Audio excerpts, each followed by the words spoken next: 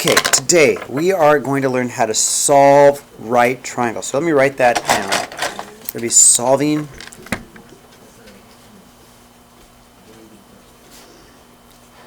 right triangles with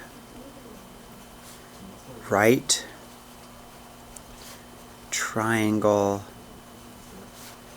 trigonometry.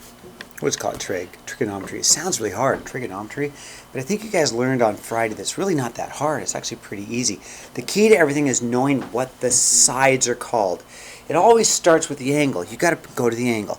So if you go to the angle, go to the angle. Once you go to the angle that we're looking for, then the sides will have names. If you go to another angle, then the names change. But it's really important that you start with the angle, because the angle establishes the names of the sides. So for instance, it says pick a known acute angle. Let's pick the 28, okay? If we pick the 28, then the sides will have names. If this is my 28, this is my angle, then directly opposite, this would be the opposite side, right?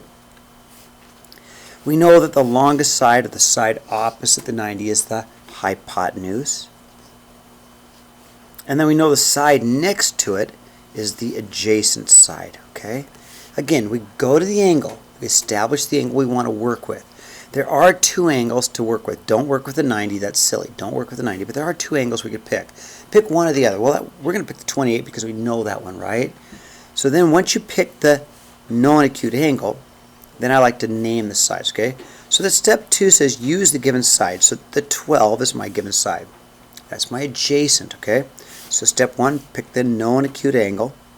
Then step 2, use the given side. I got that. And then step 3, choose a side to solve for. Now, we're going to name our sides by the name of the opposite angle. So for instance, this would be little n, because if that's angle n, that's little n. This is little m. If that's angle m, that's little m. And then the 12 is little p. I don't really need it because I already know what p is. But we name our sides by their opposite angles. Okay, so now, step 3. Choose a side to solve for. Well, it doesn't really matter which, but I'm going to choose n. You could choose m or n, but I'm going to choose n. Okay? So, what I have, let's go back. I've gone through 1. I picked an acute angle, right? Boom, 28. I'm going to use the given side. I want to use the 12. That's given to me, okay? Choose a side to solve for. I could have chosen n or m. Either one's fine, but I'm going to pick n, okay? So now, set up the correct trig ratio. That comes from the names, right? And the names are things like opposite, adjacent, or hypotenuse, or whatever. But we set the correct trig ratio from what we chose. What did I choose? I chose the opposite side and the adjacent side, didn't I? The two sides I chose to work with were the 12, which is the adjacent side, and what I don't know, what I want to solve for, which is the opposite. So if I'm going to choose opposite adjacent, I'm looking up behind me. Which one is it? It's tangent. You guys agree? Mm-hmm. So it's set up. So it says tan theta is equal to the opposite over the adjacent, okay? And I'm going to use that one because I picked the n, which is my opposite side. I'm given the 12, which is my adjacent side, so I set it up. Now, I don't want tan theta. I want tan theta means the angle, right? So theta is my angle, okay? It's just a funny Greek symbol, which means angle, right? So the angle I have is the 28. So I'm going to rewrite this. We'll go tangent of 28, because theta, that's my angle, is 28, okay? Equals the opposite. Well, the opposite side is n. That's what I want to solve for. So I'll put n over the adjacent side, which is 12. And I'll stop for a second, let you think about what I did, okay? So let's look at it. It says tan. I picked tan because I've got the opposite and adjacent. But theta, it's not really theta, it's 28 because that's my angle. So let's put the 28 in place of the angle. Equals the opposite, which is the n over the adjacent, which is 12, okay? Thumbs up so far? Does that make sense? Just using the ratio that's up here, and I'm going to put the numbers in where they belong. Okay, now I'm just going to solve. Well, if I'm going to cross multiply and solve, well, this is divide by n, but like solving for any equation, we're going to do the opposite, divide by 12. We're going to multiply by 12. We're going to multiply by 12 to solve it. Bring the 12 up and multiply, okay?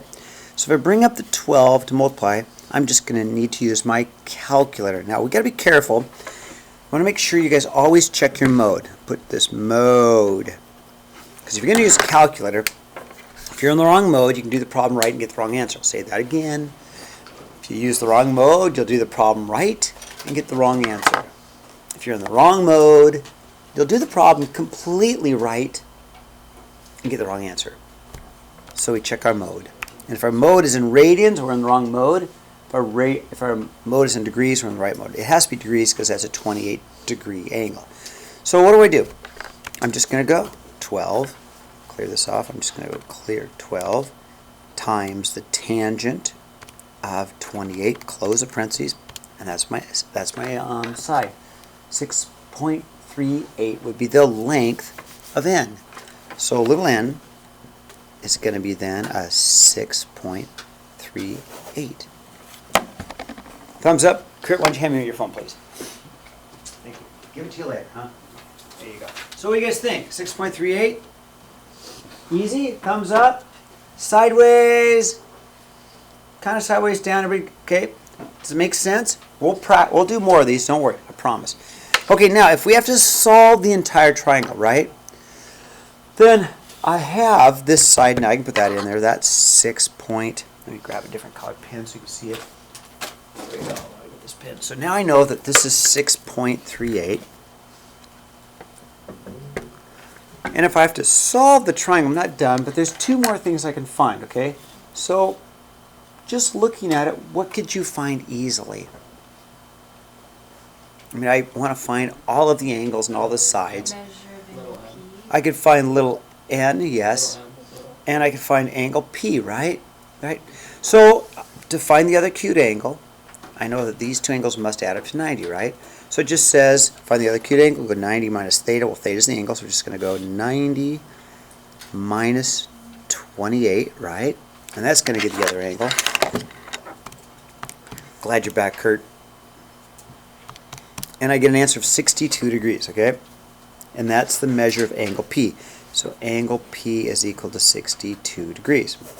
Pretty easy, right? That seems pretty easy. And then the third thing, there are two ways to find M. I'm going to slide it up real quick. That's the way I'm going to do it, yeah. You could use cosine. You could use cosine. You've got the adjacent hypotenuse. You could use cosine. You can do all that up there, right? It will work. That's one method. Probably the way, Kurt probably said the way that most of you are going to do it, which is Pythagoras theorem, right? So you can do a squared plus b squared equals c squared, or in this case, I'm just going to go 12 squared plus 6.38 squared equals c squared, right? That makes sense, which is really not c squared. It's really going to be little m squared, right? So let me change it to little m squared. So I've got 144 squared plus, I don't know, I'll tell you in a second, 6.38 squared is, oh, it's about a 40.7 equals little m squared. It's not really c squared, it's little m squared, right? Add those together, plus 144, and that's 184.7 equals little m squared. Am I going too fast? I'm okay. And then square root, right? Square root, and take the square root of my answer, and I get an answer of about 13.6 is little m. All right, so let me recap real quick, okay? Recap. So, summarize. In a triangle, you have to know three things. I did. I knew three things. I knew the angle, I knew the right angle, and I knew the 12, right? You have to have three things, okay? If you have three things, you can solve the triangle, okay? Since it's a right triangle, we can use trig. So always start with your angle, always. Because once you establish your angle, all of the sides start to get names, right? Opposite, adjacent, hypotenuse, okay? Choose the side to solve for, set up the correct trig ratio, and then cross multiply and solve, okay? Thumbs up. Okay, let's flip the page. Okay, now, can we use this stuff? You bet we can use this stuff in a real life problem. Absolutely. We actually did this in our hot air balloons. Remember we did our hot air balloons and you guys took the measurement and you guys actually used tangent. Let's see why it was tangent, okay? I just had you use tangent. You didn't know why, but it worked, didn't it? Let's see why it's tangent, right? If it was a balloon, just like the tree, right? Start with your angle. Okay, let's go through it, okay? Step one. Pick a known acute angle. Well, let's pick that angle there, right? Step 2, use the given side. Well, the 20 is here, but the 20 would also be here. You guys agree with that? The 20 would also be there. I mean, if it's 20 from here to here, it's 20 from my eye from here to here, right? It's just that this triangle is suspended. It is suspended up in the air, right? Now, step 3, choose a side to solve for. Well, I really just want to find the height of the tree, so there it is, okay? So once we have our angle, let's name our sides. That's my opposite side, right? That's my adjacent. Opposite adjacent, which one are you going to use? Opposite adjacent, opposite adjacent, opposite adjacent. It is tan, you guys agree? So it says tangent of theta is equal to the opposite over the adjacent. And pretty soon you guys will stop writing this. I know you will, because you'll just go straight to filling it in. I will write it because I'm the teacher, right? But eventually you're not going to write tan of theta. You're going to write tan of 64, and you're going to write t over 20, right? Why write this step if you get it down, if you know what you're doing, right? So anyway, tangent is the angle. Theta is the angle. So instead of writing theta, let's write 64. So we'll go tan of 64 is equal to the opposite side, which is t, over the adjacent side, which is 20. Right? Opposite over adjacent. T is the opposite. 20 is the adjacent. Okay? Let's solve. So multiply the 20 up. Multiply both sides by 20. Solve at 20 times the tangent of 64 equals t. Make sure we're in degree mode, which I'm pretty sure we are. Degree mode, which we are. Degree mode. And let's use our calculator, okay? Let's just go 20 times the tangent of 64. We're going to answer about 41. Okay? So the tree isn't 41. The tree isn't 41 because I got to add in the boy's height, right? Because if you look at the triangle's suspended, right? So let's just add in that extra height and we're going to get the tree, right? So we add in the 5-foot boy, okay? Because he's 5 feet here, 5-foot boy. So let's add in the 5 foot plus 5. We get an answer of about 46 feet. And when we did the hot air balloons, we did the same thing. Remember? We measured it from your eye. We got the whole answer. And there it is. All right. Number 5. Mike, good? Thumbs up? Okay. So you have to have a right triangle. Let's take a look at example number 5. Okay, in example 5, it says, find the area of an isosceles triangle with side vertex angle of 54 degrees and a base of 10, okay? So how do you find the area of a triangle? Yeah, the area is going to be base times height divided by 2, I agree. But we don't know the height.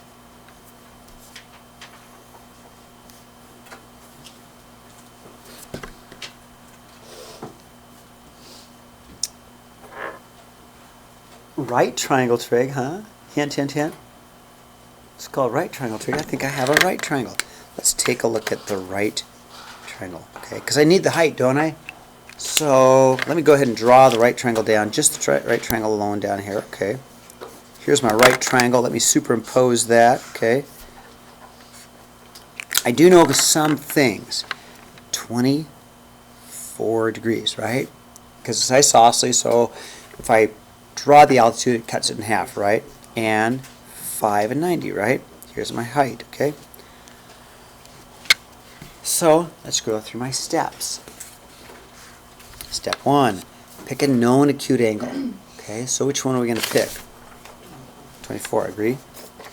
Step 2, use the given side. Let's use the 5. Step 3, choose a side to solve for. Well, we want to solve for h, right? So let's circle h, okay?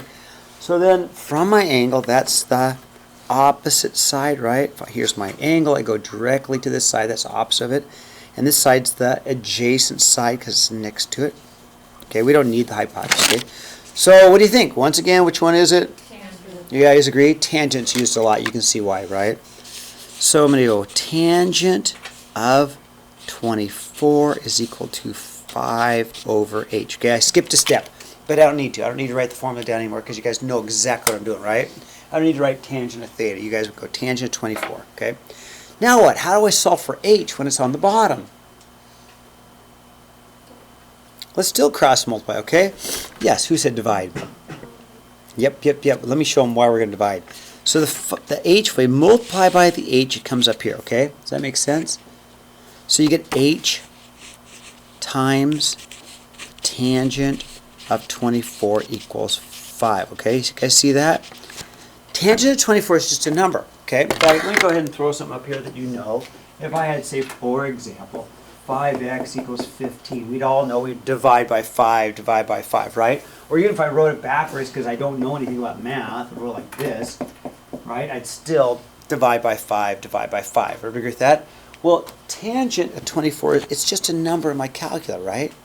So it's just the same thing, we're divide, so I'm going to have h is equal to 5 divided by tangent of 24, and I'll just let my calculator do it. You could figure out what the tangent of 24 is here, but it's much easier just to do one step in your calculator. Just go, okay, 5 divided by, thank you, Katie, 5 divided by tangent of 24, and I get an answer about 11.23, okay? It's actually pretty easy, isn't it? Trigonometry is not hard. I know it's easy for me to say that, but I really have had a lot of success teaching this, and most of the kids who've had me can do trig, okay? I think part of the reason it makes it so easy... Well, we gotta find the area. Oh, I'm not done! Thanks, you guys. Area of base is 10. Height, I know now, 11.23. Thanks, Katie, divided by 2. All right, you guys agree? Area of base, which is 10, times the height, which is 11.23 divided by 2. Let's do that real quickly. Thanks, Katie. I was all excited about being done. It wasn't done. And I get an answer about 56.15. 56.15. And that's in terms of centimeters squared. How's that? Okay. All right, homework. Page 530, 37 to 43, 50, 49, 50, and that's 65 in there. Okay, odd. That's odd. Draw the triangle, show your work.